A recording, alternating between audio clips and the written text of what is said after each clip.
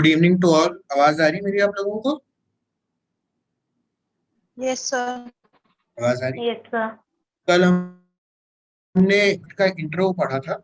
आपको उसमें कोई डाउट हो तो मुझे बताइए। कोई चीज ना आपको क्लियर हुई हो कॉन्ट्रैक्ट के regarding? Invitation to offer sir एक बार और बता दीजिए। मैं इनविटेशन टू ऑफर ही बता देता हूँ। और कोई डाउट हो तो मुझे बताओ कॉन्ट्रैक्ट के regarding. Sir reciprocal promise. 2F भी बता दूंगा, कोई दिक्कत नहीं है। मैं कह रहा था आपको 2F ना, मैं एक बार जब सेक्शन 51 के अराउंड जाऊंगा, चलो मैं एक एग्जांपल आपको शॉर्ट में दे देता हूँ। दो चीजें हो गई, और कोई और डाउट? सर एक इसका लास्ट वाला जे वाला पॉइंट है जो सीजेस टू बी एनफोर्स, वो भी बता अच्छा, देना। वॉइड कॉन्ट्रैक्ट के रिगार्डिंग, ठीक है, जी सर। बता दूंगा, कोई दिक्कत नहीं है। ठीक है, चलो हम शॉर्ट में सर सारा कवर कर सर लेते हैं। अच्छा, एक चीज थोड़ा और सा। हाँ शिवम सर, बोलो। रेसिप्रोकल ऑफर और sir counter of sorry cross offer sir same ही चीज है क्या? अभी मैं उसको ओके कवर, एक एक चीज एक एक बार आप अपने सामने रखो। अच्छा, एक चीज मैं और आपको बता रहा था कि आप ना जो भी आपके डाउट्स आते हो, वो जीरा ऐप जो आपको आईटी डिपार्टमेंट आया था ना, आप उसमें आप वो सारे अपने क्वेश्चंस उसमें डाल दें। बस उसमें ये कर दीजिएगा आपके जो भी आपका क्वेश्चन हो, वो कमेंट्स में जाके नीचे जहाँ आपने वो डन का किया था, अपना थम्स अप दिया था, वहां पर आप हैशटैग करके वो अंडर सॉरी @ करके ईशान आते हैं, जिससे फिर वो मुझे ही टैग हो जाएगा, और जो क्वेश्चन आप वहां मुझसे पूछ लेना। ठीक है, जीरा ऐप पे। तो वो डायरेक्ट सारे क्वेश्चंस आप यहाँ पे, जो चीज है वो आप यहाँ पे पूछ लो। अगर क्लास के बाद में आपके क्वेश्चन कोई रह जाते हैं, तो एक्चुअली वो क्या रहेगा, यहाँ पर अगर आप क्वेश्चन पूछोगे तो शायद लेटर ऑन आप वो भूल ना जाए। और अगर आप जीरा ऐप पे रहेंगे तो उस पे आपके क्वेश्चन बैंक पूरा रेडी होता जाएगा, और वो वीक टू वीक आपके क्वेश्चंस रेडी होते जाते हैं उसमें। तो इन फ्यूचर अगर आपको कोई दिक्कत आए, वहां से वो क्वेश्चंस का जो मैं आपको आंसर करूंगा, तो आप वहां से उसको रेफर कर सकते हैं। ठीक है, तो अच्छा एक चीज बताइए, चलिए ये तो आपके क्वेश्चन हो गए। आप थोड़ा सा कल पढ़ाया था, उससे दो तीन चीजें मैं पूछ लेता हूँ आप लोगों से। सबसे पहले मुझे बताइए कि कॉन्ट्रैक्ट एक्ट का एक्ट नंबर क्या है? Sir 9 very good. आया कब था? 1972।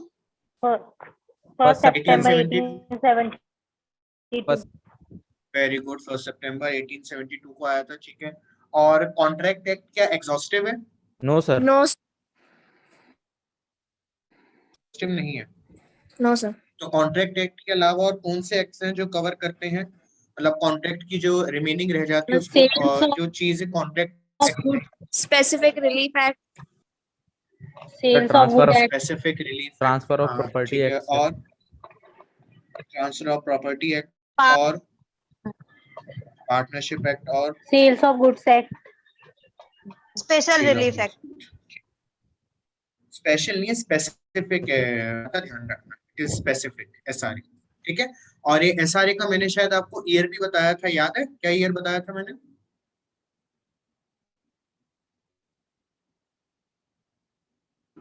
1963। सेल्स ऑफ ईयर गुड्स याद? का तो 1930 है। 1963। गुड, और very good, thank Indian you. Partnership का 1960, 1932। हाँ पार्टनरशिप का 1932, ठीक है, बिल्कुल सही है। तो आप ध्यान रखें। अच्छा, जो कॉन्ट्रैक्ट का सबसे पहले स्टार्टिंग कहाँ से होती है?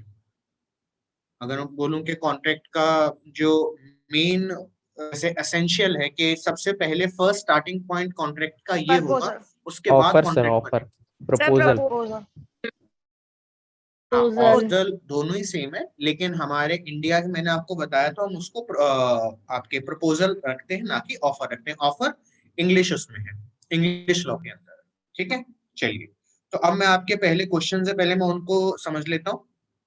ठीक है, क्वेश्चंस के लिए एक बार मैं पहले आपका बेरेक खोल लेता हूँ, एक सेकंड। ठीक है, पीपीटी रखी थी, मैंने कहा कुछ पहले आपको बेरेक की बजाय एक बार मैं कहा कुछ पीपीटी से बहुत सारी चीजें ऐसी हैं जो बेरेक्ट के अंदर मेंशन नहीं है, तो हम पीपीटी से एक बार क्लियर कर लेते हैं। उसके बाद फिर हम बेरेक्ट पे आएंगे, कि फिर बेरेक्ट के जो जो हमारे क्वेश्चन उनको क्लियर करते रहेंगे। ठीक है, आप, हाँ शिवम, पहला क्वेश्चन आपने क्या पूछा है? बताओ Shivam. Sir invitation to offer sir. हाँ, invitation invitation to offer, actually invitation to offer में देखो ऑफर के आगे एक शब्द ऐड हुआ है वो है इन्विटेशन।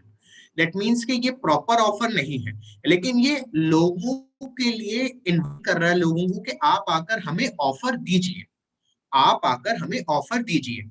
एक तो है डायरेक्ट आपने शॉपकीपर को जाके बोला कि मैं आपको 10 रुपए देता हूँ, उसके अगेंस्ट आप मुझे बिस्किट्स दे, और एक वहां पर बिस्किट के पैकेट रखे हुए थे, जैसे मैंने आपको एग्जांपल दिया था मॉल्स का, या आपका एग्जांपल दिया था, तो आपने मॉल से एक ड्रेस उठाई, ड्रेस पे आपने टैग देखा और वो टैग आपको इनवाइट कर रहा है कि आप इस ऑफर को एक्सेप्ट करें।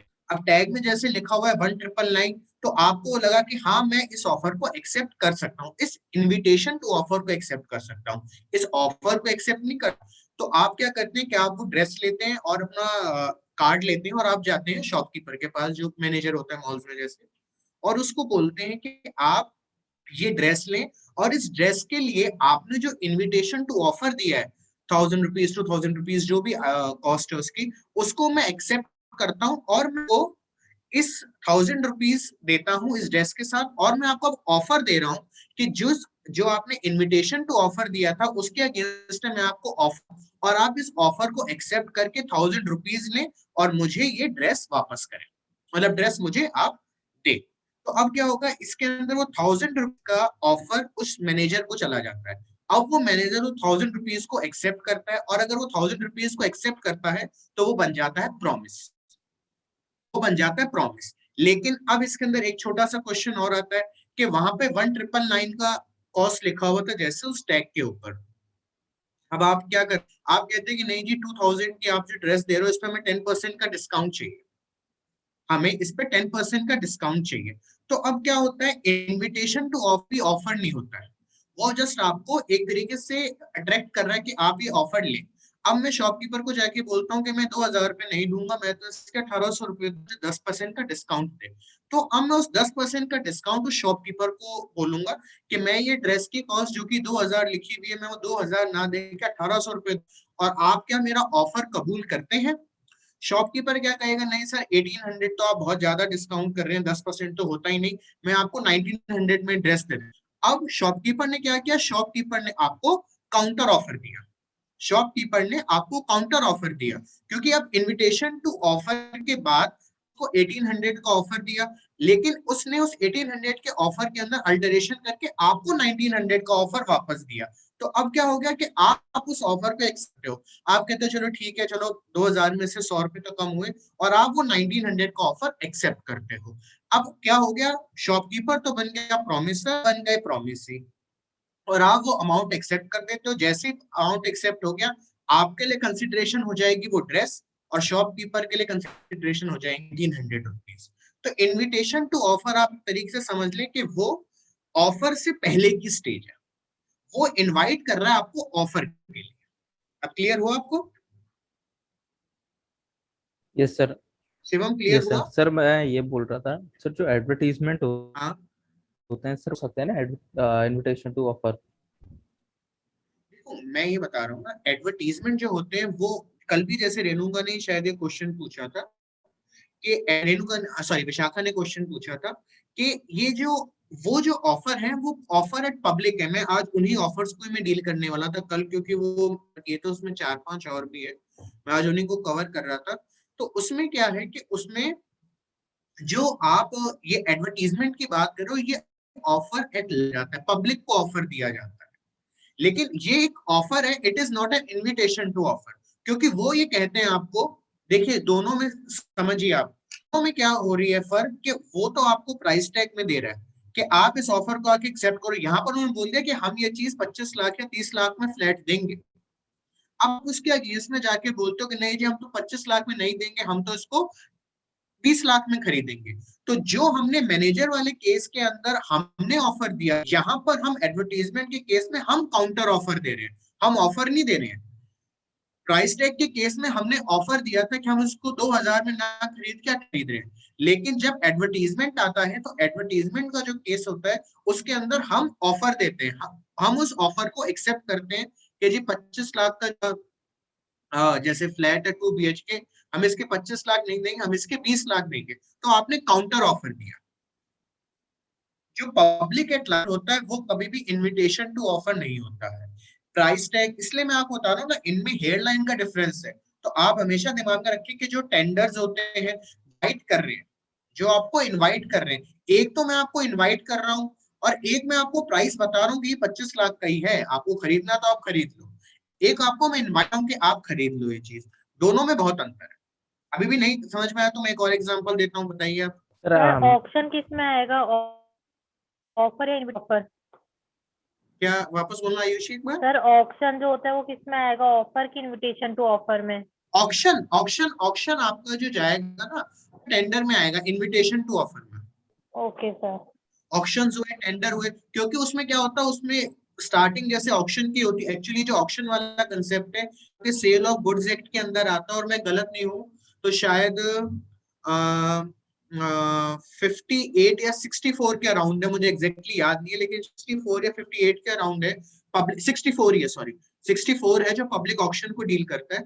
वहां पे क्या होता है कि वहां पे उन्होंने वो एक स्टार्टिंग बिड रखते हैं, वो एक कंसेप्ट, वो एक अलग कंसेप्ट है, लेकिन हाँ हम उसको एक तरीके से इनविटेशन टू ऑफर में ले लेते हैं कि हम ये बोलते हैं कि एक पर्टिकुलर जैसे बंगलो है, उसकी हम स्टार्ट 50 लाख रुपए लगा रहे हैं। तो उसमें क्या है, लोग अपनी प्राइसेस देते हैं कि मैं बंगलो को 55 लाख में खरीदना चाहता हूँ, मैं 60 लाख से परचेज करना चाहता हूँ, मैं 70 लाख में करना चाहता हूँ। और उसके अंदर जो कंफर्मेशन होता है, उसके अंदर जो ऑफर उस 70 लाख या 50 लाख का कंफर्मेशन होता है, वो कंफर्मेशन होता है जब वो हैमर फॉल होता है। जैसे ही हैमर फॉल होता है वो प्राइस एक्सेप्ट हो जाती है। जब तक वो हैमर फॉल नहीं, तब तक प्राइसेस बढ़ और बढ़ती रहती है, 50 लाख, 55 लाख, 60 लाख, 65 लाख। यहाँ पर एक्सेप्टेंस का क्या तरीका है, अगर हम जैसे प्राइस मॉल की हम बात करते हैं तो हम उसको हम वर्बली बोलते हैं कि ठीक है, हम आपका जो ये आप जिस ड्रेस के लिए 2,000 रुपए का अमाउंट 1800 देने को रेडी हो, तो हम 1800 एक्सेप्ट करते हैं। लेकिन ऑक्शन के केस में ऐसा नहीं होता, ऑक्शन के अंदर हैमर फॉल होता है। ये 64 के अंदर लिखा हुआ है, सेल ऑफ गुड्स एक्ट के अंदर हैमर फॉलिंग जो होता है वो एक तरीके से एक्सेप्टेंस को शो करता है जो आपने ऑफर दिया है। वैसे ही टेंडर होते हैं, tender is also an invitation to offer. Yes sir. Sir sir और क्या रेसिप्रोकल प्रॉमिस पूछी थी ना सर विशाखा? सर एक चीज और था, सर एडवर्टाइजमेंट सारे एक जैसे थोड़ी होते हैं, अलग अलग होते हैं। अब जैसे जैसे बताओ आप, आपकी क्या प्रश्न सर था? आपने तो बोला कि ठीक है फ्लैट हम 25 लाख का बेचेंगे, इस टाइप का एडवर्टीजमेंट हो गया। और सर एक एडवर्टीजमेंट होते हैं कि अकाउंट अप टू 50%, 70%, 40%। तो सर यहाँ पे ऑफर थोड़ी है कि वो इतने का बेच रहा है। बिल्कुल बिल्कुल। अब यहाँ पर क्या है, यहाँ ऑफर आ गया, यहाँ पर कंडीशनल ऑफर आ गया कि उन्होंने ऑफर दिया लेकिन ऑफर के साथ कंडीशन इंपोज कर दी। ऑफर के साथ कंडीशन इंपोज कि हम 40% तक का ऑफर दे देंगे। तो इसमें क्या हुआ देखो, अगर मैं आपको इसका, एक सेकंड रुकिए, एक सेकंड मैं आपको इसका एग्जांपल देके बता, एक सेकंड देखिए क्या हो रहा है इसके अंदर, कि जैसे मेरी स्क्रीन विजिबल हो रही है आपको? Yes, sir. मेरी स्क्रीन सर के अंदर क्या है कि जैसे ऑफर था कि एक एक्स आर्टिकल है,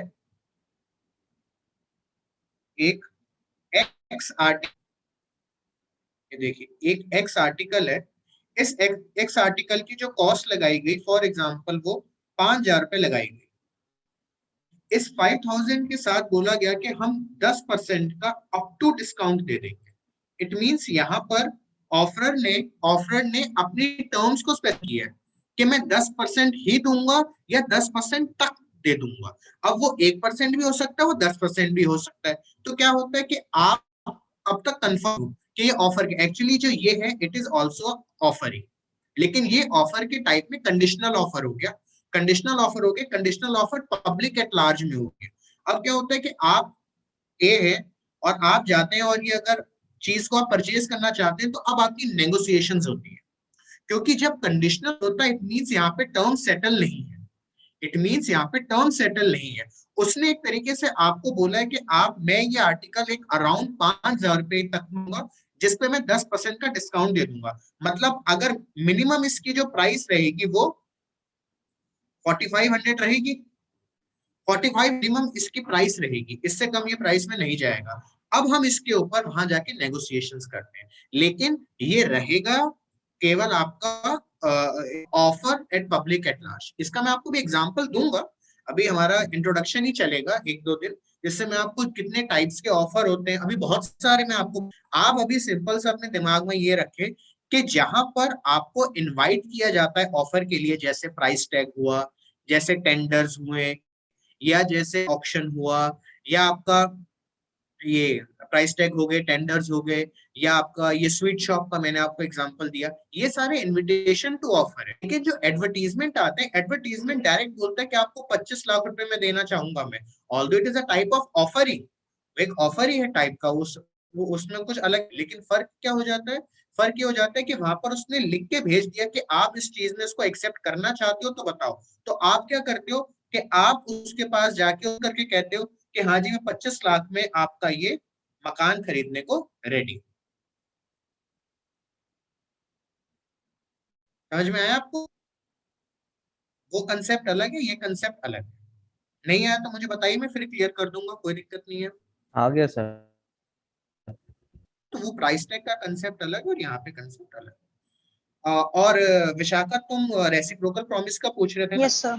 रुको मैं आपको रेसिप्रोकल प्रॉमिस का बता। रेसिप्रोकल प्रॉमिस में क्या होता है कि ए है और उसके सामने बी है, ए है और उसके सामने बी है। क्या हुआ, ए ने बी को ये बोला कि मैं आपको, जैसे मैंने आपको उस दिन बार्टर का एग्जांपल दिया था कि मैं आपको राइस देने को रेडी हूँ, या आप राइस छोड़िए, आप रखिए कि ए और बी दो व्यक्ति हैं, ठीक है। ए बी को ये बोलता है कि मैं तुम्हारी कार परचेज करना चाहता हूँ और उसके अगेंस्ट में आप मुझे बताइए, आप मुझे उसके अगेंस्ट में प्राइस बताइए। तो वो क्या करता है कि वो आपको प्राइस बताता है, और प्राइस आपको फॉर एग्जांपल वो 1 लाख रुपए बताता है, ठीक है। अब क्या होता है, ये टर्म्स हो गई, ए ने बोला मैं कार परचेज करना चाहता हूँ, बी ने बोला ठीक है मैं कार आपको अपनी बेच दूंगा, बी ने बोला कि मैं अपनी कार आपको 1 लाख में बेचूंगा, ए ने बोला ठीक है मैं 1 लाख में आपकी कार परचेज करने को रेडी हूँ। तो यहाँ पे ए का ऑफर था कार बेचने का, बी का एक्सेप्टेंस था कार करने का, लेकिन उसने प्राइस कोट कर दी। तो बी का ऑफर है 1 लाख में कार बेचने का, और ए का ऑफर है कार को खरीदने का।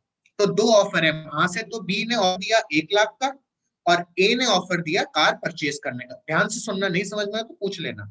ए ने ऑफर दिया कार परचेज करने का, बी ने ऑफर कार सेल करने का 1 लाख रुपए। अब क्या होता है, बी ने ये बोला कि मैं 1 लाख, बी ने ये बोला कि मैं आपको अपनी कार तभी दूंगा जब आप 1 लाख रुपए लेकर आओगे। बी ने बोला कि मैं अपनी कार आपको तभी दूंगा जब आप 1 लाख रुपए लेकर आओ। तो ये हो जाते हैं रेसिप्रोकल प्रॉमिसेस। एक प्रॉमिस का होना दूसरे प्रॉमिस पे डिपेंड करता है। अगर ए 1 लाख रुपए नहीं लेकर आएगा, अगर 1 लाख रुपए नहीं लेकर आएगा, तो किसी भी तरीके से बी को कंपेल नहीं किया जा सकता कि आप कार की डिलीवरी दो। बी को कंपेल नहीं किया जा सकता कि आप कार की डिलीवरी दो। आप चाहते हैं तो मैं आपको थोड़ा सा एक आइडिया दे देता हूँ, आपकी क्लैरिटी आ जाएगी। 1 सेकंड रुकिए, मैं आपको सेक्शन ही बता देता हूँ। एक्चुअली हम जिसकी बात कर रहे हैं वो सेक्शन है 50। हम उस सेक्शन को एक बार देख लेते हैं तो आपकी यहीं पे क्लैरिटी है। ये है जिस सेक्शन की आप बात कर रहे हो। मैं कह रहा था मैं लेटर ऑन समझाऊंगा, मैं हल्का सा आपको इसका एक आइडिया दे देता हूँ, डिटेल में बताऊंगा। ये देखिए, performance of reciprocal promises. Performance of reciprocal promises when a contract consists of reciprocal promises। जैसे रेसिप्रोकल प्रॉमिस हमने पढ़ा, हमारे सामने क्या आया, 2F, ठीक है।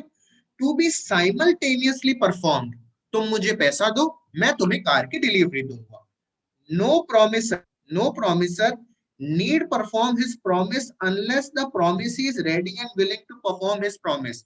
अगर बी अपनी कार देने को रेडी नहीं तो ए को मैं कंपेल नहीं कर सकता कि तुम अपना 1 लाख रुपए बी को दो। क्योंकि ए कहेगा कि जी हम दोनों का कॉन्ट्रैक्ट जो हुआ था और हमारे दो प्रोमिसेस थे, मैंने कहा था मैं तुम्हें तुम्हारी कार परचेज करूंगा, बी ने बोला था कि 1 लाख में मेरी कार को बेचूंगा, तो मैं तो 1 लाख रुपए लेकर आया हूं, लेकिन अब बी कार की डिलीवरी तो करे। तो ये जो प्रोमिसेस होते हैं ये कहलाते हैं रेसिप्रोकल प्रोमिसेस, जहां पे एक प्रॉमिस का हैपनिंग दूसरे प्रॉमिस पे डिपेंड करता है। जब तक बी पैसा आएगा, ए को मैं कंपेल नहीं कर सकता, ए को मैं कंपेल नहीं कर सकता कि आप 1 लाख रुपए की डिलीवरी करो। क्लियर हुआ विशाखा? Yes, sir. ठीक है, Yes, sir. चलिए। तो अब हम, और कोई डाउट है? शुभांकर कोई डाउट है बताइए। शुभांकर, शुभांकर क्लास में नहीं आज? चलिए हम शुरू करते हैं। तो आज हम सर एक सबसे ये पहले जे थोड़ा वाला सा point ceases to be enforceable. हाँ सॉरी ये वाला रह गया ना आपका, रुको मैं आपको ये बता देता हूँ, एक बार डायरेक्ट ही खोल लेता हूँ आपका। देखिए एक्चुअली ये जो चीज है ना, ये आपको मैं एक एग्जांपल के साथ समझाता हूँ। देखिए रुकिए, ये देखो, जो क्वेश्चन आपका है वो डील करता है, क्वेश्चन क्या है, अ कॉन्ट्रैक्ट विद सी, देखिए मैंने फिर कहा था शब्दों पे ध्यान दीजिए, शब्द यहाँ पे क्या है, शब्द यहाँ पर है कॉन्ट्रैक्ट, क्या है, शब्द है contract which ceases to be enforceable. Ceases का मतलब क्या होता है कि अब वो एनफोर्स नहीं किया जा, सीजेस मतलब बंद होना, मतलब अब एबिलिटी नहीं है। Ceases to be enforceable by law becomes void, ceases to be enforceable by law becomes void when it ceases to enforce। अब कॉन्ट्रैक्ट विच इज, देखिए क्या है, हमने 2G की डेफिनेशन में 2H की डेफिनेशन में क्या पढ़ा वो देखिए। 2G के पढ़ा an agreement which is not enforceable by law. किसी भी एग्रीमेंट का जब तक लॉ के साथ, लॉ में वो एनफोर्सेबल नहीं होगा तब तक हम उसको वैलिड एग्रीमेंट नहीं मानेंगे। वैलिड एग्रीमेंट मानने का मतलब क्या है कि वो एक तरीके से कॉन्ट्रैक्ट बन गया। तो जब एग्रीमेंट के साथ एनफोर्सेबिलिटी जाती है, एनफोर्सेबिलिटी मतलब लॉ, जो मैंने आपको कल भी बताया था क्लास में, कि जब कोर्ट के पास मैं उसके लिए रेमेडी क्लेम कर सकता हूँ, कोर्ट के पास मैं बोल सकता हूँ कि जी इस एनफोर्स करवाया जाए, ऐसी स्टेज में वो एग्रीमेंट बन जाता है कॉन्ट्रैक्ट। अब क्या है, इनिशियली वो एक कॉन्ट्रैक्ट था, जैसे मैंने आपको कल एग्जांपल दिया था, जैसे ये वाला एग्जांपल ले लें जो भी हम डिस्कस कर रहे थे, कि ए ने बोला बी को कि मैं तुम्हारी कार परचेज करना चाहता हूँ, अमाउंट डिसाइड हुआ कि अमाउंट आपका 1 लाख रुपया, फॉर एग्जाम्पल अमाउंट डिसाइड हुआ कि अमाउंट आपका 1 लाख रुपए रहेगा। अब क्या होता है कि जिस दिन डिलीवरी होनी थी, जिस दिन डिलीवरी होनी थी उस दिन वो कार का एक्सीडेंट हो गया या भूकंप आ गया और वो कार ही खत्म हो गई। अब ऐसे केस में कार खत्म हो गई तो बी ने बोला कि तुम 1 लाख रुपए लेकर आए हो, इट्स गुड, को बोला तुम लाख, लेकिन मैं कार की डिलीवरी कैसे करूं, क्योंकि वो कार तो खत्म ही हो चुकी है, वो डिस्ट्रॉय हो गई। अब क्या होता है, लेकिन ए ने बोला कि मैं तो आपके खिलाफ करूंगा स्पेसिफिक परफॉर्मेंस का, क्योंकि मैंने आपको बताया था कि जो ब्रीच ऑफ कॉन्ट्रैक्ट का केस फाइल होता है वो हमेशा स्पेसिफिक परफॉर्मेंस का होता है, कि आपको परफॉर्म कंपेल किया जा रहा है कि आप उसकी परफॉर्मेंस करें। अब ऐसे केस में क्या होता है, मैं कोर्ट में चला जाता हूँ, कोर्ट में जाके मैं ये बात बोलता हूँ कि जी हमारे बीच में ये कोर्ट सबसे पहले क्या देखती, कोर्ट देखती क्या जिस कॉन्ट्रैक्ट की बात की जा रही है, क्या ये कॉन्ट्रैक्ट एनफोर्सेबल बाय लॉ है, क्या ये कॉन्ट्रैक्ट एनफोर्सेबल बाय लॉ है। ने उसको पढ़ा कि हाँ ठीक है, एक बार तो ये सारे के सारे टर्म्स मुझे लॉ के अकॉर्डिंग लग रही है।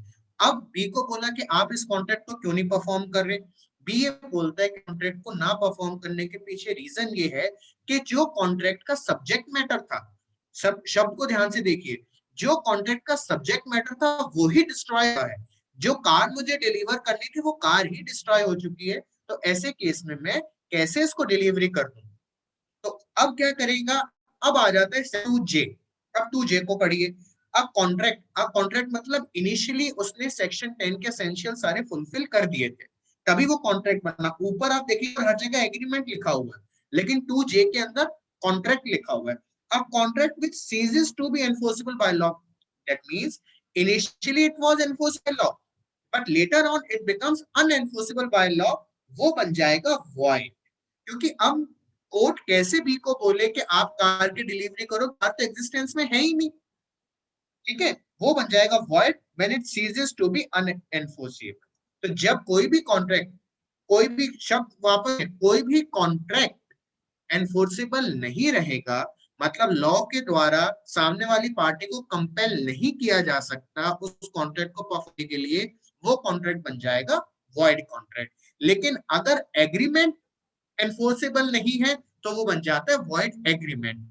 हमेशा देखिएगा हमारे पास हमारे 2H से लेके 2G से लेके 2J तक 4 ही तरीके की चीजें हैं। सबसे पहले एग्रीमेंट, दूसरा वैलिड, दूसरा कॉन्ट्रैक्ट या बोल दो आप agreement which is enforceable by law, तीसरा है वॉइडेबल। वॉइडेबल एग्रीमेंट कभी भी नहीं होता है, ध्यान रखिएगा, वॉइडेबल कॉन्ट्रैक्ट होता है। हमने डेफिनेशन में क्या पढ़ा, 2I की, जो कि डील करता है वॉइड कॉन्ट्रैक्ट से। यहाँ पे भी इसने एग्रीमेंट ही माना है, यहाँ पे इसने कॉन्ट्रैक्ट क्यों नहीं लिखा, क्योंकि अगर यहाँ पे कॉन्ट्रैक्ट लिख देता तो फिर ये देता तो फिर तो ये प्रॉपर ही बन जाता। यहाँ पर इसने एग्रीमेंट डाला और एग्रीमेंट के साथ इसने वर्ड क्या यूज किया, आप देखिए, एनफोर्सिबिलिटी। एग्रीमेंट और एग्रीमेंट यहाँ पे भी है, लेकिन यहाँ पे जो एनफोर्सिबिलिटी है वो दूसरी पार्टी की विलिंगनेस पे डिपेंड करती है। दूसरी पार्टी चाहे तो उस कॉन्ट्रैक्ट को, उस एग्रीमेंट को वैलिड बना सकती है और चाहे तो वॉइड भी बना सकती है। इसलिए यहाँ पे वॉइडेबल शब्द का मैंने आपको कल क्या बताया था, agreement is able to become valid and which is able to become void is called voidable।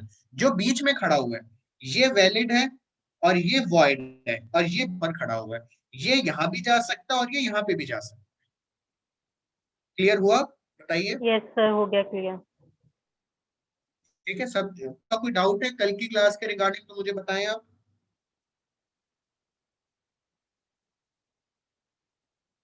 बताइए। शिवम, आयुषी, रेणुका, No, क्या sir. कल क्लास में कोई दिक्कत, कल कोई डाउट है आपका क्लास के लिए, क्लास की उसमें बताइए मुझे। No, sir. Clear, Yes. चलिए ठीक है। तो हम एक बार फिर मैं आपको वापस पीपीटी की तरफ ले जाता हूँ, जो हमने पीपीटी रेडी करी, ठीक है। ये पीपीटी क्या करेंगे, इसमें मैं आपको सारे सारे जो एस्पेक्ट्स हैं कॉन्ट्रैक्ट के, उनसे एक बार मैं आपको कनेक्ट कर दूंगा, ठीक है, जिससे जब हम सेक्शन को पढ़ना शुरू करेंगे नहीं आएंगे, ठीक है। सबसे पहले हमने प्रपोजल को अगर हम देखें, प्रपोजल की डेफिनेशन में एक बार फिर रिवाइज कर लेते हैं कि व्हेन सिग्निफाई, सिग्निफाई का मतलब मैंने आपको बताया था। अच्छा, आप चाहे ना तो एक यहाँ पर केस लॉ लिख दें, मैं आपको बताता हूँ। केस लॉ का नाम है भगवान, केस लॉ लिखे आप, भगवान दास केडिया, मैं यहाँ पे लिख देता हूँ।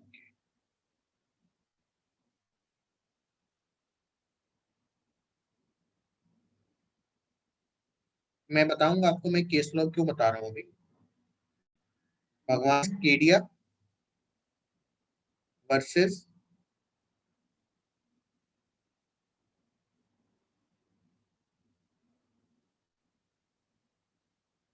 गिरधारी लाल,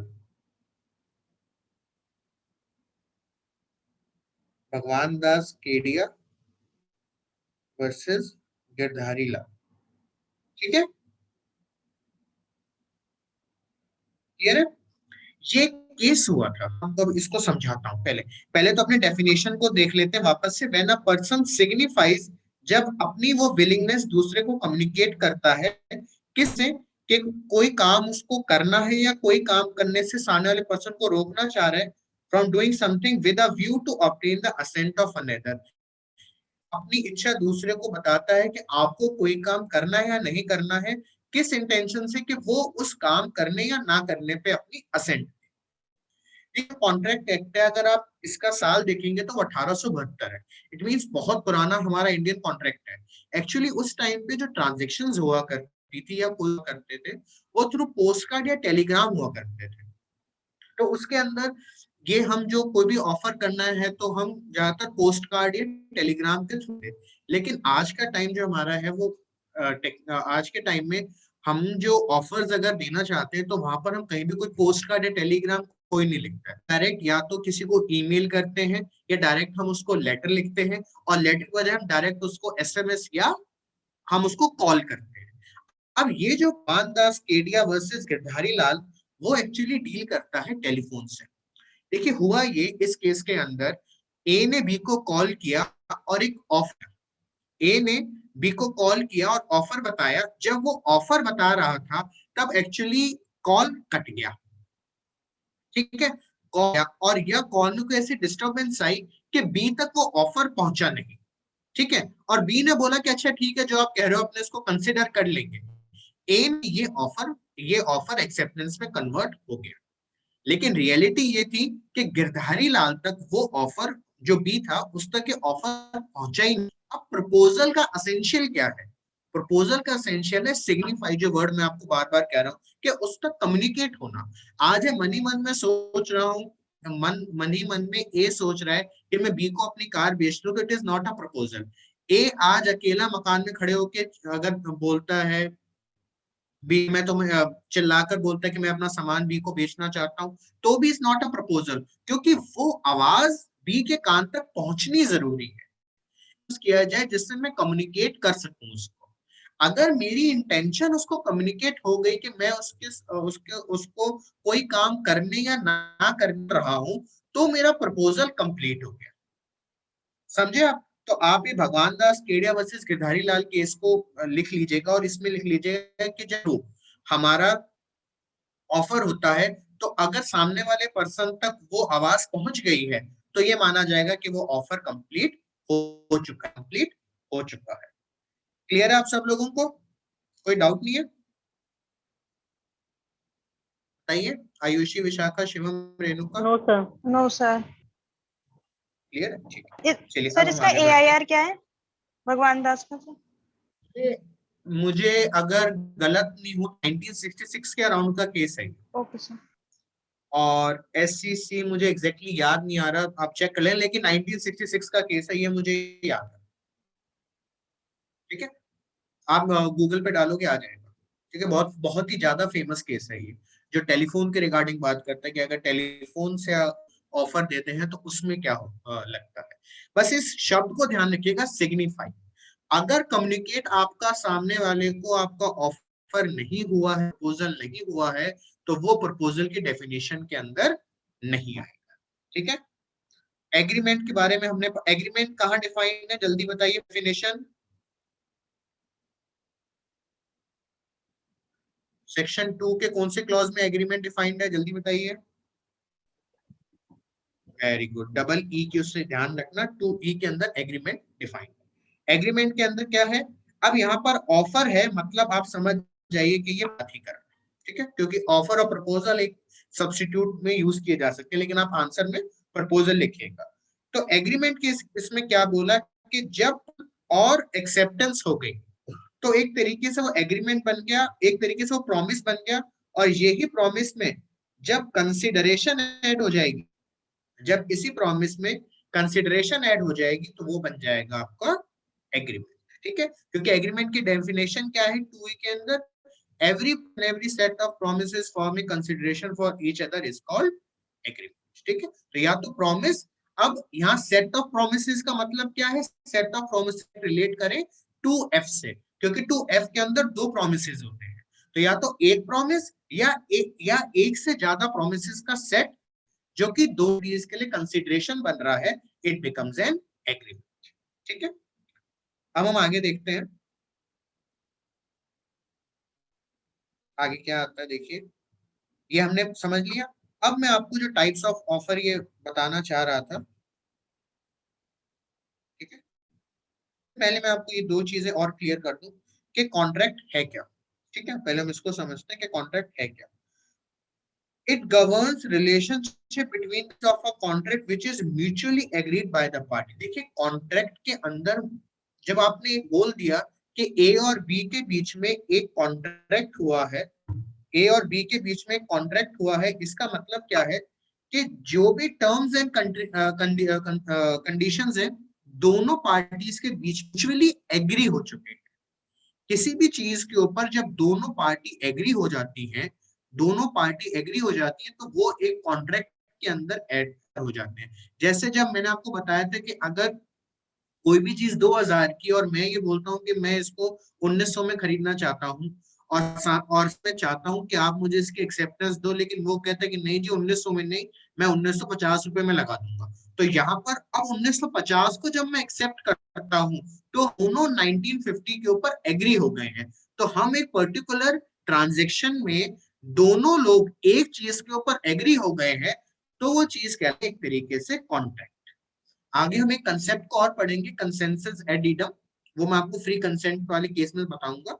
अभी आप इतना मान के चलें कि कॉन्ट्रैक्ट एक तरीके से दोनों पार्टीज के रिलेशनशिप को डील करता है, जो कि म्यूचुअली वो एग्री हुए हैं किसी भी चीज के ऊपर। ठीक है, बारे में हम पढ़ चुके हैं, an agreement which is enforceable by law. अब देखिए दो तरीके के ऑब्लिगेशंस होते हैं, इस पे ध्यान दीजिए, लीगल ऑब्लिगेशन और कॉन्ट्रेक्चुअल, इनमें डिफरेंस क्या है? देखिए लीगल ऑब्लिगेशन वो ऑब्लिगेशन होते हैं जो कि आपको बाय लॉ आते हैं, जो लॉ आपको कंपेल कि आपको ये चीज करनी है। कॉन्ट्रेक्चुअल ऑब्लिगेशन वो होते हैं जो कि बाय कॉन्ट्रैक्ट आते हैं। अब डिफरेंस क्या है इन दोनों में, कॉन्ट्रैक्ट से आने और लॉ से आने में क्या फर्क है? देखिए क्या होता है,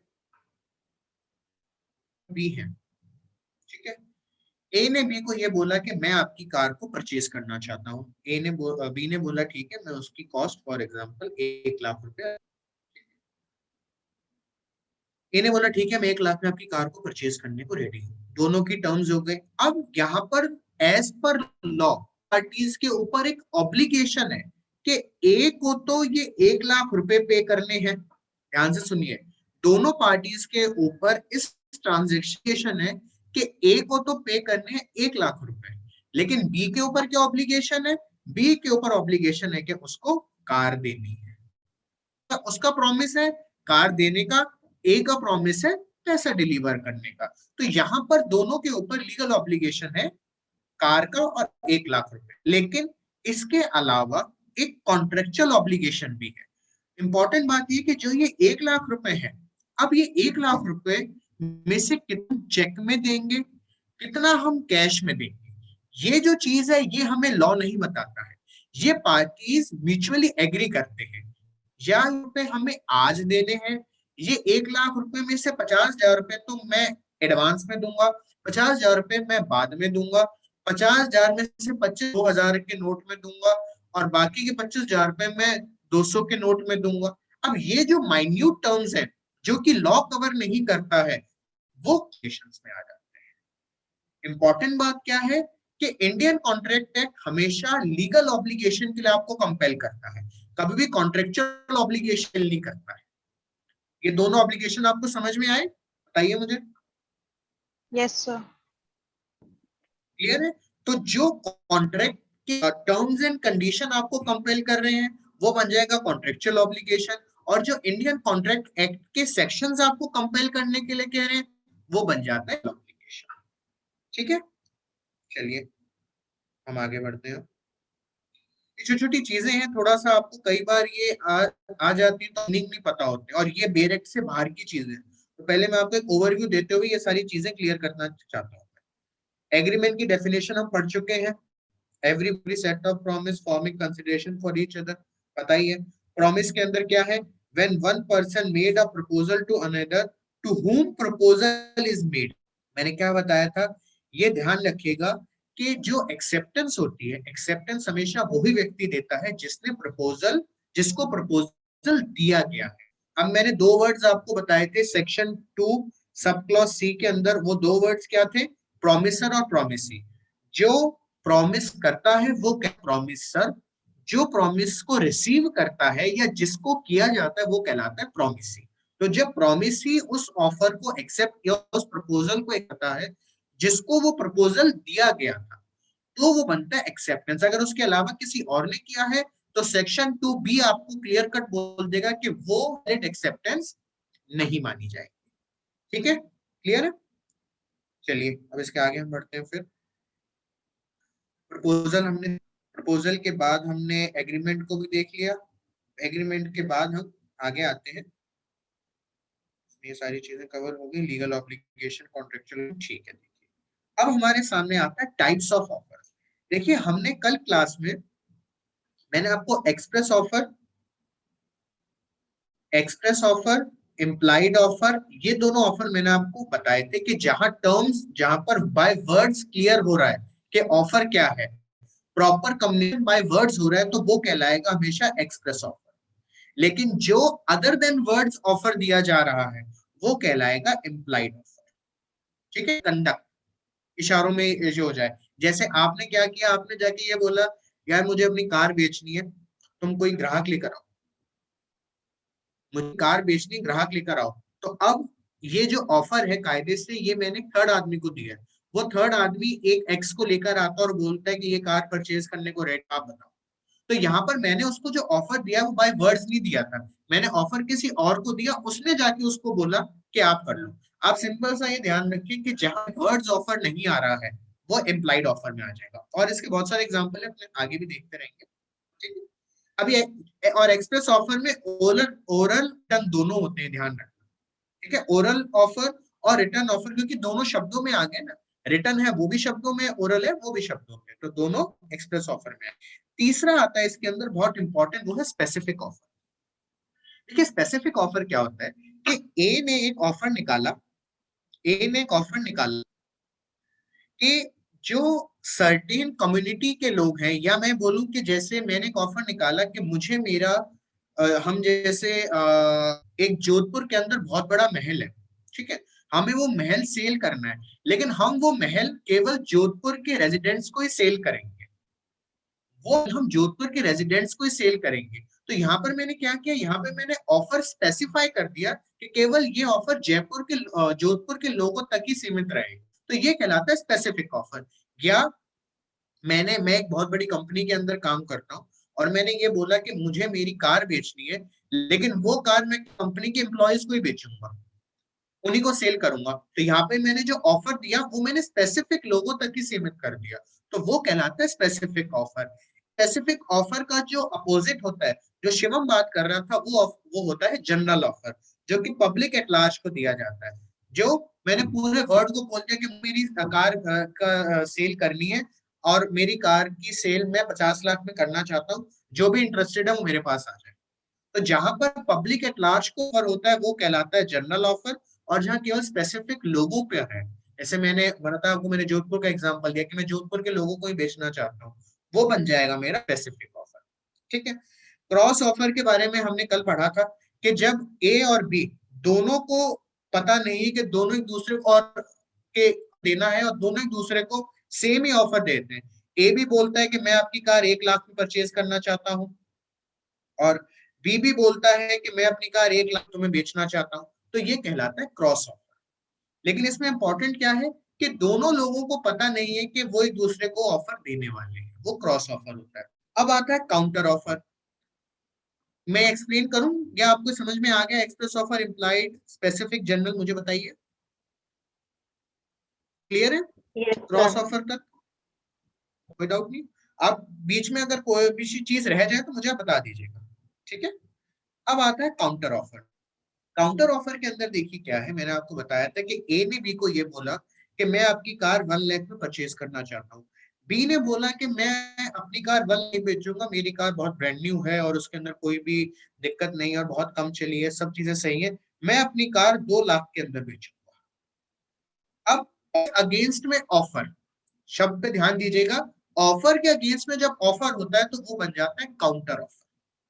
कायदे से जब ए ने बी को ऑफर, तो A was promisor and B was promising, लेकिन बी ने एक काउंटर ऑफर ए को दे दिया, तो बी जो कि प्रॉमिसी था वो प्रॉमिसर, और ए जो प्रॉमिसर था वो बन गया प्रॉमिसी। अब इस 2 लाख के ऑफर को बी को ए को एक्सेप्ट करना पड़ेगा, लेकिन ए क्या करता है कि नहीं, 2 लाख मैं तो 1.5 लाख में डील फाइनल करता हूँ। फिर सिचुएशन बदल गई, अब ए फिर प्रॉमिसर बन गया और बी प्रॉमिसी बन गया। तो काउंटर ऑफर के मतलब यही होता है कि जब ऑफर के अगेंस्ट में प्रॉमिस एक नया ऑफर दे दे। और जनरल आप हमेशा ये ध्यान रखें कि कोई भी अल्टरेशन हो रही है एग्जिस्टिंग ऑफर में, काउंटर ऑफर बन जाएगी। ठीक है, उसके बाद आता है ये स्टैंडिंग ऑफर। देखिए ये जो स्टैंडिंग ऑफर है ये जनरली के केस में ज्यादा होता है, लेकिन प्राइवेट पर्सन। अच्छा एक बात मुझे बताइए, जस्ट थोड़ी सी एडिशनल नॉलेज भी गेन कर लेते हैं। गवर्नमेंट के साथ अगर कॉन्ट्रैक्ट करना है तो कॉन्स्टिट्यूशन का कौन सा आर्टिकल है, बताइए। कॉन्स्टिट्यूशन आप लोगों ने पढ़ा है?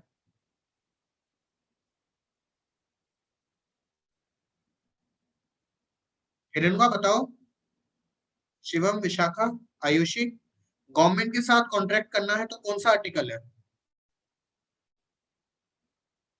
कॉन्स्टिट्यूशन थोड़ा सा आप देखें, ध्यान रखिएगा, आर्टिकल 299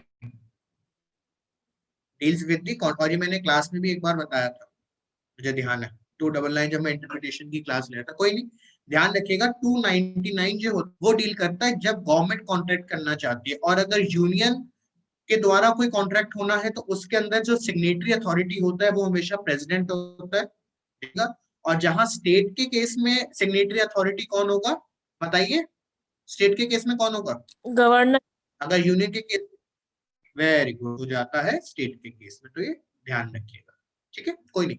अब ध्यान रखिएगा 299 deals with the contract power of contract by the state और बाय यूनियन गवर्नमेंट, ठीक है। अभी स्टैंडिंग ऑफर देखिए क्या होता है। स्टैंडिंग ऑफर के अंदर ये होता है कि यहाँ पे टाइम पीरियड स्पेसिफाई नहीं है। मैं क्या करता हूँ, ऑफर निकाला कि गवर्नमेंट ने ऑफर निकाला कि हमें 10 साल तक आयरन चाहिए, 10 साल तक हमें आयरन चाहिए, और हर साल नेट होगा।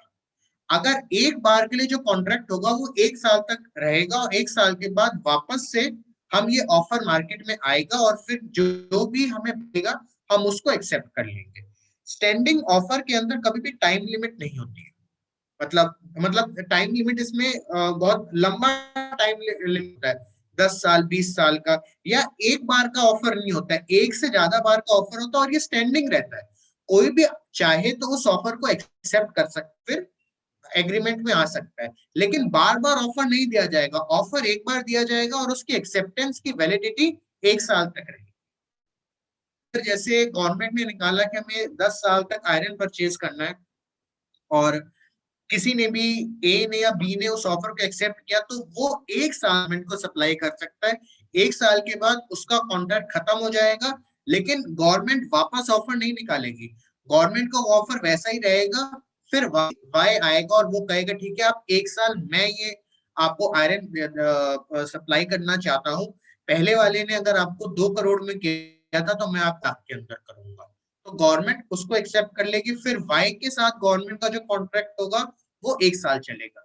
सेम टू सेम चीज यही अगर मैं प्राइवेट के केस में, तो प्राइवेट पर्सन ने बोला कि जैसे आपका कोई ये रिलायंस इंडस्ट्रीज है, रिलायंस इंडस्ट्रीज ने बोला कि हमें रॉ मटेरियल चाहिए, इसके लिए कोई भी उनको जैसे कुछ भी कंस्ट्रक्शन में, या जैसे आपके ये जेके वाइट का जैसे है, ये जेके सीमेंट, कोई भी मतलब प्राइवेट जो कोई भी कंपनी है, वो आपको 1 साल के लिए आप उसके साथ कॉन्ट्रैक्ट में आते हो, और हमें 1 साल हम आपको ये माल सप्लाई करेंगे, तो वो एक तरह का स्टैंडिंग ऑफर होता है। अब क्या होता है कि बार बार आपको ऑफर निकालने की जरूरत नहीं है, एक बार आपने ऑफर निकाल दिया, अब लोग करेंगे और हर साल नया कॉन्ट्रैक्ट बनता रहेगा।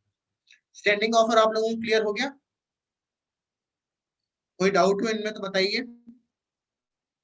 क्लियर है सर। क्लियर है सर। क्लियर, चलिए, वेरी गुड। इसके बाद हम आगे बढ़ते हैं। इसके बाद अगली जो ये, अब इसने एक्सप्रेस ऑफर को फिर एक्सप्लेन किया है, मैं आपके साथ स्लाइड शेयर कर दूंगा, कोई ऐसी प्रॉब्लम नहीं। अब फटाफट हम इसको देख लेते हैं। When offer is another person either in words, in writing or oral, express offer, implied offer. When offer is given to another person neither in writing nor in oral, मतलब ओरल के अलावा किसी और तरीके से ऑफर दिया जा रहा है तो वो बन जाएगा implied offer. Specified offer, when offer is given to a specific person, मैंने आपको बताया कम्युनिटी हो सकती है, स्पेसिफिक टेरिटरी में वो ऑफर हो सकता है, मतलब लिमिट कर दिया मैंने, वो बन जाएगा स्पेसिफिक ऑफर। जनरल ऑफर क्या होता है? When offer entire word at large। अब एक केस आपको ध्यान होगा, क्लासेस में बहुत पढ़ाया जाता है, कारल versus carbolic smoke Paul case. Facts याद है इस केस के? बताएं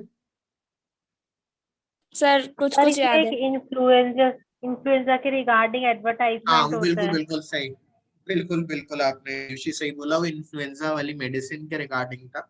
एक्चुअली आप ये नाम को भूल जाओ, मैं आपको सिंपल एग्जांपल देता हूँ। हुआ ये कि ए थी बहुत बड़ी, उसने एक ऑफर निकाला पब्लिक एट लार्ज में कि कोई भी व्यक्ति अगर हमारे द्वारा बनाई हुई मेडिसिन को कंज्यूम करेगा, परचेज करके खाएगा, तो उसको इन्फ्लुएंजा नहीं होगा, उसको इन्फ्लुएंजा कॉज नहीं होगा। और ए ने ये ऑफर पूरे मार्केट में निकाला और उसके साथ उसने मेडिसिन भी निकाल दी। अब ए ने अपने ऑफर को और मजबूत करने के लिए क्या किया कि ए ने ये बोला कि हम फॉर एग्जाम्पल 1,000 रुपए या 10,000 रुपए, उस वक्त जो भी यहाँ की इस कंट्री की करेंसी थी, हमें फैक्ट्स के ऊपर फोकस नहीं करना, हमें प्रिंसिपल के ऊपर फोकस करना है। तो उन्होंने बोला कि हम 10,000 रुपए बैंक डिपॉजिट करा देते हैं, और जो भी व्यक्ति इस मेडिसिन को परचेज कंज्यूम करने के बाद अगर उसको इन्फ्लुएंजा कॉज होता है, तो वो व्यक्ति बैंक से 1,000 रुपए ले सकता है। समझ में आए फैक्ट्स? ए कंपनी ने पब्लिक एट लार्ज में ऑफर दिया कि हमारी बनाई हुई मेडिसिन को अगर कोई भी कंज्यूम करता है, उसके बाद उसको इन्फ्लुएंजा कॉज हो जाएगा, तो हम बैंक के अंदर 1,000 रुपए डाल रहे हैं, वो व्यक्ति 1,000 रुपए निकालने के लिए एंटाइटल होगा। ठीक है, ये एक ऑफर आ गया मार्केट में। तो और कंपनी ने अपने मेडिसिन के ऊपर ट्रस्ट दिखाते हुए उन्होंने 1,000 रुपए बैंक में डिपॉजिट भी करा। अब हुआ ये कि एक लेडी को, ये कारिल नाम की जो लेडी है, इनको इन्फ्लुएंजा कॉज हो गया, इनको इन्फ्लुएंजा कॉज हो गया, और कॉज होने के बाद इन्होंने वो 1,000 रुपए क्लेम करने के लिए कोर्ट में बोल दिया। अब हमारा लीगल प्रिंसिपल अब शुरू होता है। हमने अब तक क्या पढ़ा कि जो मिसर होगा वो एक ऑफर देगा और प्रॉमिसी उस ऑफर को एक्सेप्ट करेगी, प्रॉमिसी उस ऑफर को एक्सेप्ट करेगा और प्रॉमिसर एक होगा। अब कोर्ट ने एक कंपनी है जो कार्ली वर्सेस ये कार्बोलिक स्मोक वॉल कंपनी थी, इसने बोला कि जी हम, पहली बात तो ये कि उस लेडी ने हमारा एक्सेप्ट ही नहीं किया, उस मेडिसिन परचेज करना कोई ऑफर एक्सेप्टेंस थोड़ी ना था, ये क्वेश्चन उठा। अब इसमें कोर्ट ने ये बोला कि देखिए आपका जो ऑफर था वो पब्लिक एट लार्ज था, पब्लिक एट लार्ज आपने ऑफर दिया, उस ऑफर को कोई भी एक्सेप्ट कर सकता था। अब आपके ऑफर की एक्सेप्टेंस का मोड क्या था? अब 50-100 आदमी आपको घर पे आके तो बताएंगे नहीं इस कंपनी को आके कि जी हमने आपकी मेडिसिन खा ली। उनका उस मेडिसिन को परचेज करके खाना शोज उनकी इंटेंशन उस कॉन्ट्रैक्ट में एंटर होने की, और उनका जो ऑफर था कि आप ये मेडिसिन लो, आपको इन्फ्लुएंजा कॉज नहीं होगा, ऑफर की एक्सेप्टेंस उन्होंने उस मेडिसिन को परचेज करके खा के शो कर दी, तो उनका एक्सेप्टेंस वैलिड था। फिर प्रश्न यह उठा कि जी कंसिडर क्या होगा, कंसिडरेशन तो कोई है ही नहीं, तो कंसिडरेशन इसमें कुछ है नहीं, हमें क्या कंसिडरेशन मिला? कंपनी ने ये बोला कि जी हमें क्या कंसिडरेशन मिला और उसको क्या कंसिडरेशन मिला। तो कोर्ट ने बोला आपके लिए कंसिडरेशन था वो मेडिसिन को परचेज करके खाना और उस मेडिसिन तक पहुंचना, ये आपके लिए कंसिडरेशन था, और उस लेडी के लिए कंसिडरेशन था वो 1,000 रुपए जो उसको मेडिसिन खाकर वो इन्फ्लुएंजा कॉज हो गया पे क्लेम कर सकती है। In that case it is a valid contract, it is not a mayor agreement, क्योंकि यहाँ पर ऑफर है, लेकिन ऑफर यहाँ पे जनरल ऑफर है, किसी स्पेसिफिक पर्सन को नहीं आया, और उस जनरल ऑफर की जो एक्सेप्टेंस है वो उसने मेडिसिन परचेज आगे शो कर दी। जहां कंसिडरेशन की बात आती है तो आपके लिए कंसिडरेशन था कंपनी के लिए उस मेडिसिन को परचेज करके खाना, और जो लेडी जिसने परचेज किया उसके लिए कंसिडरेशन था वो 1,000 रुपए जो उसने मेडिसिन खाकर उसका इन्फ्लुएंजा कॉज हुआ तो वो क्लेम कर सकती है। अब ये केस समझ में आया? मुझे बता, Yes, sir. कोई डाउट नहीं? अब तो नहीं बोलोगे इस नो केस सर। को? No sir. Very good, very. ये क्रॉस ऑफर भी अपने देख चुके हैं कि यहाँ पर when both the person are making identical offer, जो मैंने बोला same offer to ignorance of others offer, same offer. Counter offer के अंदर क्या है? When both the person are making offer to each other which are not identical, identical नहीं, तुम 1,00,000 को बेचना चाहते हो, मैं 1,50,000 में बेचना चाहता हूँ, तो आइडेंटिकल ऑफर्स नहीं हो गए। स्टैंडिंग ऑफर मैंने आपको बताया जाए, an offer which remains continuously enforceable for a certain period, मैंने आपको बताया कि हर साल वो कॉन्ट्रैक्ट रिन्यू होता रहे। ठीक है, तो आज अपने यहाँ तक एक आप इलेबोरेट कर सके जो ये क्रॉस ऑफर है, इसमें जो आपका लास्ट क्लॉज है कि the parties are unaware of the offers, how does this practically हाँ एग्जीक्यूट? इसका कोई एग्जांपल या मैम, इसका मैम सिंपल एग्जांपल ये है कि ए और बी दोनों बहुत अच्छे दोस्त हैं, ठीक है। ए के पास एक गाड़ी खड़ी और बी का मन था उस गाड़ी को परचेज करने का, ठीक है। ए जो था वो उस गाड़ी को 10 साल चला चुका था और उसको लगता था कि मैं एक गाड़ी बेच दूं, तो उसको ये लगा कि दोस्त के पास ही बेच देता हूँ, उसको भी गाड़ी की जरूरत है। तो ए बी के पास जाता है और उसी दिन बी सोचता है कि मुझे भी यार ये एक ही गाड़ी परचेज करनी है, इसकी 10 साल पुरानी है, अच्छे कॉस्ट पे मिल जाएगी। तो ए और बी दोनों एक टाइम पे एक दूसरे को ऑफर देते हैं। वो बोलता है कि मैं तुम्हारी कार परचेज करना चाहता हूँ, दूसरा बोलता है कि मैं अपनी कार सेल करना चाहूँ, और दोनों एक दूसरे को 1 लाख या 2 लाख रुपए का सेम अमाउंट बोल देते हैं। ओके, दोनों एक टाइम के एक आदमी को।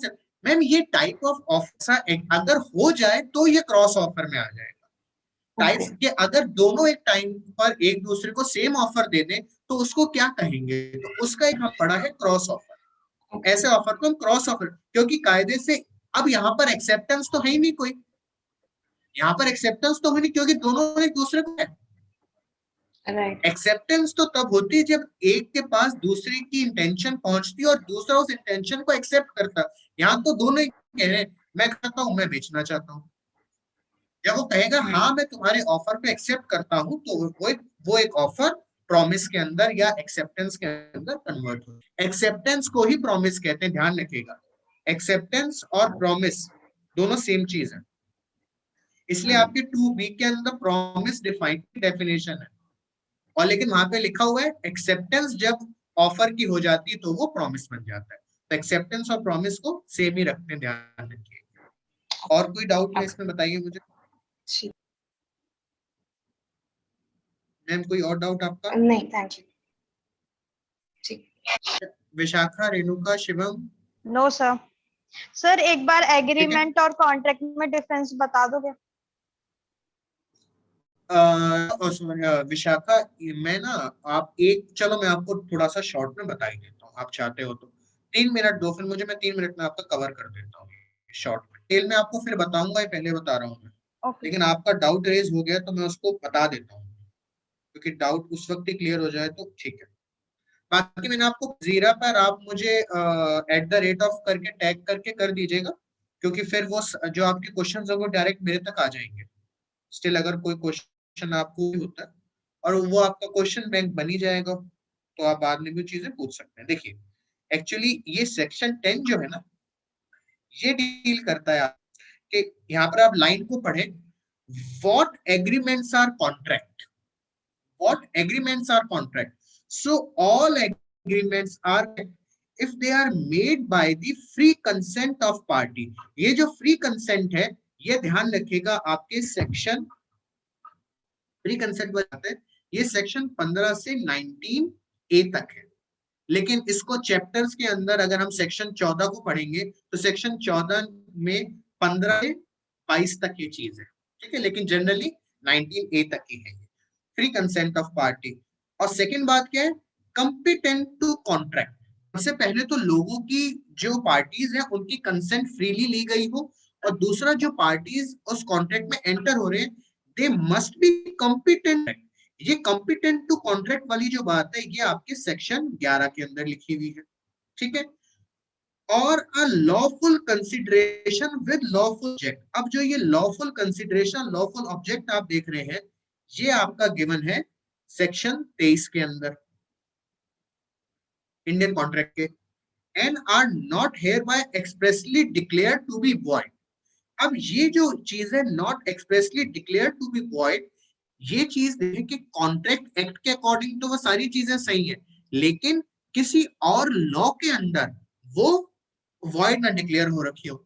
जैसे आप ये समझ लीजिए एनडीपीएस एक्ट है, ठीक है। एनडीपीएस एक्ट है, एनडीपीएस एक्ट में ये लिखा हुआ है, जैसे हम एक बार एग्जांपल ले लेते हैं कि आप जैसे 500 ग्राम तक का अगर कोई नार्कोटिक ड्रग है उसका आप कॉन्ट्रैक्ट कर सकते हो, लेकिन 500 ग्राम से ज्यादा कॉन्ट्रैक्ट का आप 500 ग्राम से ज्यादा का आप नार्कोटिक ड्रग का कॉन्ट्रैक्ट नहीं कर सकते हो। तो क्या है, अब एनडीपीएस एक्ट ने ये बात बोली हुई है कि 500 ग्राम तक अगर कॉन्ट्रैक्ट उस गांजा के लिए अगर आप कॉन्ट्रैक्ट कर रहे हो, नार्कोटिक ड्रग के लिए आप कर रहे हो, तो वो वैलिड है। लेकिन 500 ग्राम से ज्यादा वो इनवैलिड हो जाएगा, वो हो जाएगा। तो वहां पर उस एनडीपीएस एक्ट ने डिक्लेयर कर रखा है कि ये जो 500 ग्राम से ज्यादा का नार्कोटिक ड्रग का कॉन्ट्रैक्ट होगा वो वॉइड हो जाएगा। तो उस हिसाब से ये सारी चीजें, तो कोई भी एग्रीमेंट जो कि फ्री कंसेंट से ना लिया गया हो, पार्टीज उसके अंदर कॉम्पिटेंट नहीं है, और जो उस एग्रीमेंट का जो कंसिडरेशन और ऑब्जेक्ट है वो लॉफुल नहीं है एज पर सेक्शन 23, और भी लॉ के द्वारा उसको वॉइड डिक्लेयर नहीं किया गया है, वो सारे के सारे एग्रीमेंट कॉन्ट्रैक्ट बन सकते हैं। वो सारे के सारे एग्रीमेंट बन सकते हैं। मैंने इसके लिए एक पीपीटी में भी ये चीज मैंने ऐड करी थी, हम चाहें तो उसमें भी इसको एक बार देख सकते हैं। देखिए, ये देख रहे हैं आप, एसेंशियल्स ऑफ वैलिड कॉन्ट्रैक्ट। अब मैं आपको एक बार 1 मिनट में सारा बता देता हूँ मैं, तो आपके डाउट क्लियर हो जाएंगे। ये मैंने इसके अंदर बेरेक में केवल 4 ही चीजें हैं।